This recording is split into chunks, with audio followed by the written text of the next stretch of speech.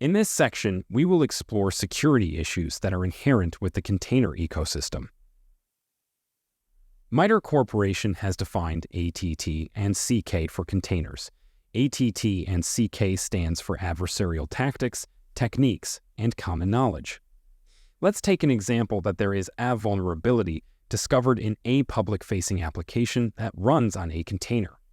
The adversary gains initial access to the container using the vulnerability in a public-facing application. Then the adversary can execute commands, build more malicious images, piggyback on other vulnerabilities, and escape to the host operating system, and perform denial of service or brute force passwords for other users on the network, hijack resources, and so on. Attacks on containers can originate from vulnerable base images or image layers. For example, a layer in a container image could have vulnerabilities, or one of the container layers could have hidden piece of malware.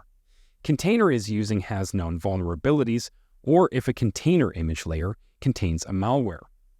Container attacks could originate from exposed container networks, where there is lack of network segregation between other container in the host, or there is lack of network segregation between the container and the container host itself. The file system resources that is mounted inside a container could be used to launch attacks based on files and file system. The application or services running inside a container could have application-level vulnerabilities that may result in compromising a container, its resources. Container attacks could also lead to malicious parties being able to access the container host.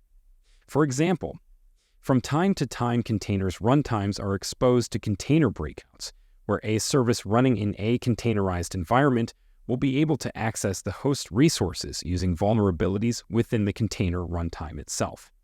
Finally, a container orchestrator or a container daemon could itself be compromised, leading to attacks on what containerized resources could have access to. Attacks to a container can originate from the network, file system, or container layers itself. With Docker CLI, we can inspect various elements of a Docker image and container to perform a very basic reconnaissance. Docker network lists the networks available with a Docker daemon. Docker volumes lists the volumes available for consumption with a Docker daemon.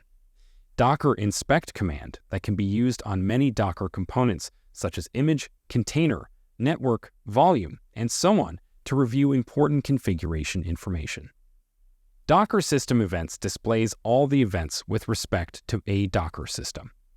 Docker history image displays the layers of an image and the commands in the Docker file that made up those image layers. Docker top containerized displays the running processes inside a container. Docker stats help us review the resource limits on a container.